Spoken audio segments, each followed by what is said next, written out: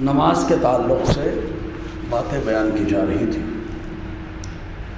آخری حدیث جو بیان کی گئی تھی وہ یہ کہ حضور صلی اللہ علیہ وسلم نے فرمایا، اللہ تعالیٰ کے نزدیک بندے کی یہ حالت سب سے زیادہ پسند ہے کہ اللہ تعالیٰ اسے سجدہ کرتا دیکھے کہ وہ اپنا چہرہ مٹی پر رگڑ رہا ہے۔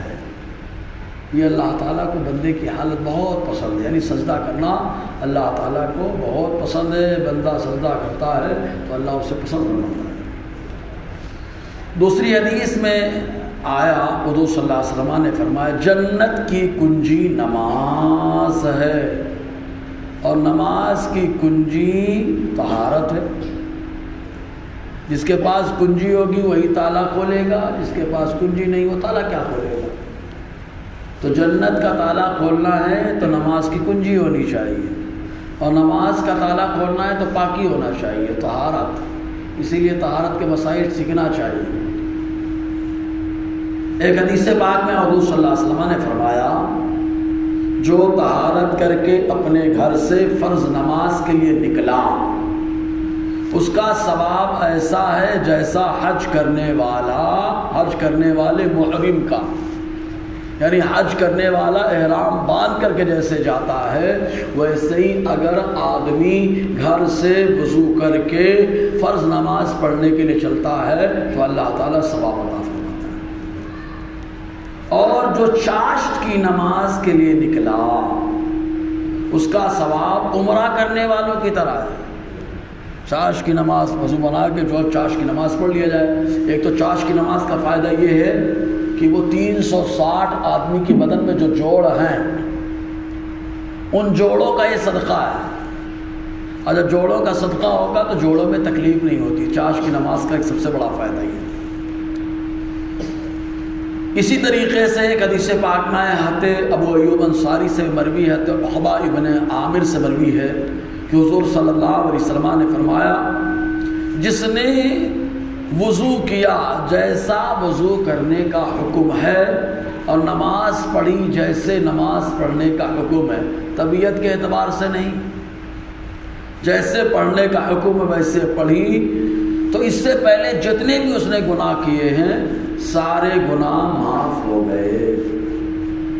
ایک حدیث میں یوں آیا، حضور صلی اللہ علیہ وسلم فرماتے، صحابہ کرام میں جن کو تصوف کا لقب ملا وہ ابو ذر غفاری رضی اللہ تعالیٰ عنہ سے مروی ہے، وہ کہتے ہیں کہ اللہ تعالیٰ کے لیے، حضور نے فرمایا، جو اللہ تعالیٰ کے لیے ایک سجدہ کرتا ہے اللہ تعالیٰ اس کو ایک نیکی لکھ دیتا ہے، اس کے حق میں ایک گناہ معاف کر دیتا ہے اور ایک درجہ بلندی عطا فرماتا ہے۔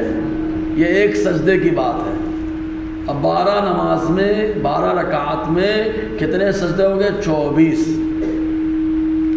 تو 24 گناہ بھی معاف ہوئے اور 24 درجات بھی بلند ہوئے، نیکیاں بھی ملی۔ ایک حدیث میں حضور نے فرمایا، جو تنہائی میں 2 رکعات نماز پڑھے، تنہائی میں جو 2 رکعات نماز پڑھے، اللہ تعالیٰ اور فرشتوں کے علاوہ کوئی نہ دیکھے۔ یہ نفل نماز کی بات ہو رہی ہے۔ نفل میں دکھاوا نہیں کہ میں اٹھے رہا ہوں اتنے بجے ای پڑھے رہا ہوں پھر او کرے رہنا۔ اللہ تعالیٰ جانتا ہے، فرشتے جانتے ہیں، بس مسئلہ ختم۔ تو 2 رکعات نماز آدمی تنہائی میں پڑھے کہ اللہ اور فرشتوں کے علاوہ کوئی نہ دیکھے، اس کے لیے اللہ تعالیٰ جہنم سے آزادی لکھ دیتا ہے، کہ جہاں بندہ جہنم سے آزاد ہو چکا ہے۔ ایک حدیث پاک میں حضور صلی اللہ علیہ وسلم نے فرمایا، ہر چیز کی ایک علامت اور پہچان ہوتی ہے، ایمان کی پہچان اور علامت نماز ہے۔ ایک حدیث میں حضور صلی اللہ علیہ وسلم نے فرمایا، نماز دین کا کھمبا ہے، ستون ہے، جس نے نماز کو قائم کیا دین کو قائم کیا، اور جس نے نماز کو چھوڑ دیا اس نے دین کو ڈھا دیا مطلب گرا دیا، اپنے دین کو گرا دیا۔ عبادہ ابن صامت رضی اللہ تعالیٰ عنہ سے مروی ہے کہ حضور صلی اللہ علیہ وسلم نے فرمایا، 5 نمازیں اللہ تعالیٰ نے بندوں پر فرض کی، جس نے اچھی طرح وضو کیا، وقت میں پڑھی، رکوع و خشوع کو پورا کیا، تو اس کے لیے اللہ تعالیٰ نے اپنے ذمہ کرم یہ عہد کر لیا ہے کہ اس کو بخش دے، اور جس نے ایسا نہیں کیا اس کے لیے کوئی عہد نہیں، اللہ چاہے معاف کرے اور چاہے اس کو عذاب دے۔ ایک حدیث میں یوں آیا، حضور صلی اللہ علیہ وسلم فرماتے ہیں کہ اللہ تعالیٰ فرماتا ہے اگر وقت میں نماز قائم رکھے تو میرے بندے کا میرے ذمہ کرم پر ایک وعدہ ہے کہ میں اسے عذاب نہ دوں اور بغیر حساب کے جنت میں داخل کر دوں۔ ایسے ہی اور بھی حدیثیں ہیں، انشاءاللہ ان پر روشنی رہے گی۔ اللہ تبارک و تعالی ہم سب کو فیضان نماز برکات